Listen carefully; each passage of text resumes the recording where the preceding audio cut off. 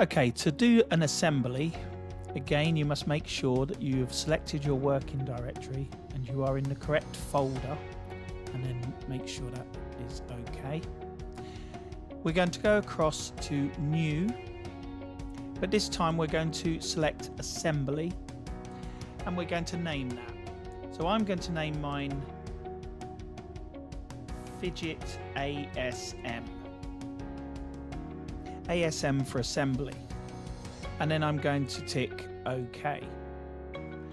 Once you do that, the assembly window will open up in your modeling environment. Now it looks very much similar to the modeling environment you were in earlier to model the fidget spinner, but it is very different. So what we're going to do here is we're going to choose Assemble here, and this allows you to go and select the components that you have already modeled.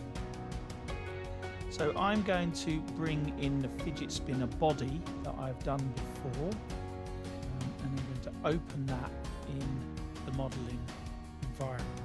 So it lands in the modeling environment. I'm just going to use the arrows to move it. Now at the moment you will see that there are no constraints. It is not assigned, it's floating in midair, and we need to lock it down. So the first thing you would do is you hover over the datum planes from the model. So I'm going to left click and select the datum plane, top datum plane from the model, and it creates this chain. And I'm going to now select the datum plane that's in my assembly. So I'm going to left click there, and you will see that the model has moved down on level to that datum plane. I'm now going to choose the right datum plane that runs through the model, and then I'm going to chain link it to the datum plane of the right datum plane in the assembly. Now that has created a distance, and at the moment it's 101.5, so I'm going to make that 0, and you will see the model will move across to that datum plane. And finally I'm going to choose this front datum plane and attach to the front datum plane of the assembly. And again, that is a distance. You'll notice the model has gone orange, means it's fully constrained. I'll put 0 in there, and that locks it. Fully constrained is what we're looking for, so it's locked down, and I'm going to press OK. I'm going to now center that, and now we're fully constrained. We've brought that model part in. So now I'm going to go and get the components. So now I'm looking for the bearing. So I'm going to go to assembly, and I'm going to go to my bearing model, and I'm going to double click, and that will bring that bearing in. Now what I suggest you do is just move it away from your model, and I want you to orientate it. So I'm going to hover over, and the blue rotating, and I'm going to left click and rotate it, drag it so it's roughly in the right orientation. Don't worry about the angle, because that will be corrected when we assemble. Now I'm going to hover over the model, and I can see the outside surface, and I'm going to left click and select that, and it creates a chain.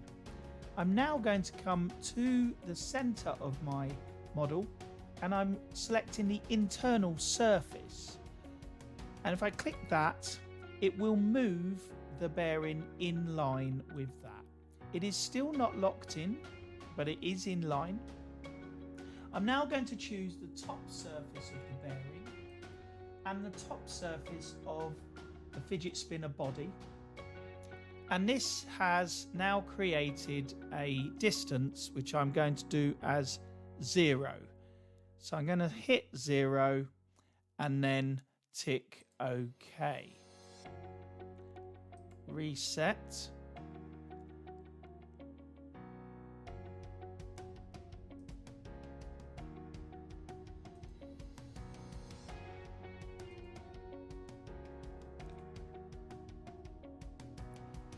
Okay, so now we're going to repeat that and bring the bearing in again from into the other 3 locations. So I'm going to go and collect the bearing, double click. I'm going to move it aside.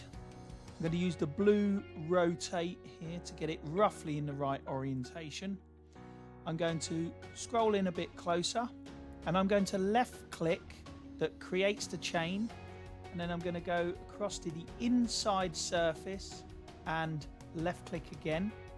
That brings it over. I'm now going to choose the top surface, which will be in line with this top surface.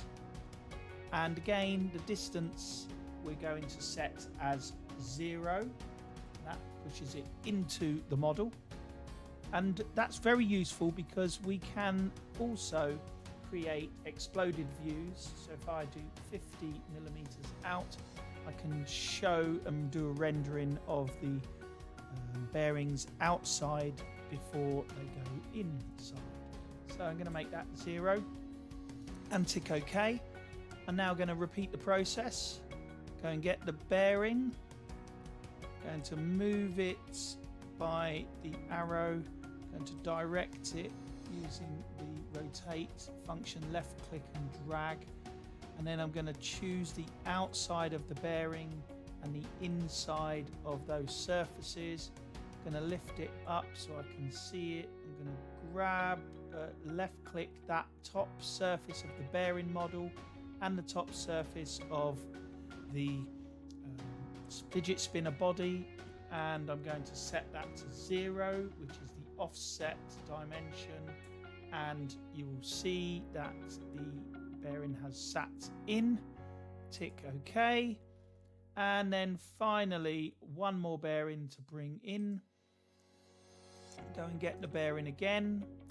I'm going to push the bearing over. I'm going to rotate the bearing. I'm going to choose the surface, choose the internal surface, and I'm going to just move that up. Zoom in to select the top surface of the bearing, which is a left click, and the top surface of the fidget spinner. I'm going to set the offset distance to 0 and then tick OK. There we have all 3 bearings are locked in. So I now just need to bring in the cap. So I'm going to go to assemble. I'm going to go to my fidget spinner and I call this bearing cap. To bring that in. Now it's come in that orientation, which is quite helpful. So I'm going to add it to the bottom middle one first. So what I'm going to choose is the external cylinder and the internal of the bearing. Okay, that has pushed it into place, but it is not set yet. I can still move it. Now what I want to do is choose the next step down, because that will touch the bearing case. So I'm going to click on that surface and then rotate around and choose the bearing case internal part surface. And there I'm going to change that to distance. And the reason why I want to do that is that I can then use that as an exploded view. So if I were to choose 1 millimeter, it will move it out by 1 millimeter. Okay, I'm going to put that into 0. Okay, and tick OK. And now I'm going to collect the same component again, bearing cap. Okay, this time I'm going to rotate it around roughly. I'm going to lift it up, and then I'm going to choose the external shape. Let's zoom in a bit here. The external cylinder, the smallest cylinder, and then zoom into the internal part of the bearing. Okay, the bearing is now moved across. You can lift it up using the green arrow there. So now I'm going to choose the under surface of that cylinder, rotate around to find the top surface of the central cylinder, and again that's given me a constraint there. It's a distance, so I'm going to put in 0 and that should go down, and I've now attached that to the model. Okay, I'm now going to tick OK, and I've completed the assembly. Okay, and then the next final part here would be to go into the modeler. So you go into applications, into the render studio. Now the render studio, this was where it will slow down, but you will be able to set the scene. You will be able to edit the scene, and my advice on this is just to change the background environment from environment to color, and it will go white. And to close that, we can go up here and we can choose perspective view, and then finally we're going to go to the appearances menu, and you can select materials. So I'm going to come down here and choose the red material. I'm going to choose the parts of the fidget spinner that I want. So I'm going to fidget spinner tutorial part, highlights in the window.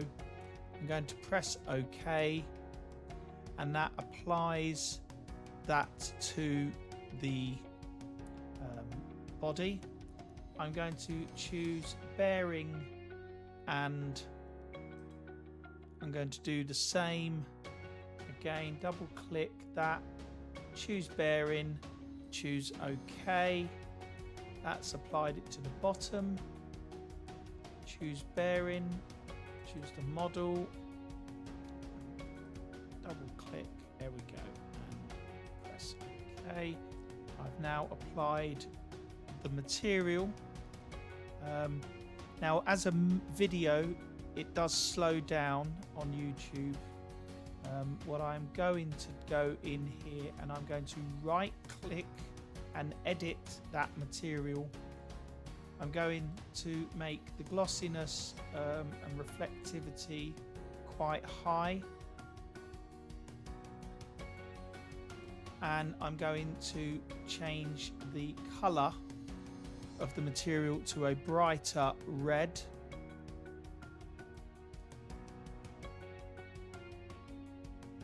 And finally I'm going to change the reflection colour to a whiter colour. So I'm going to move all of the sliders over to the right,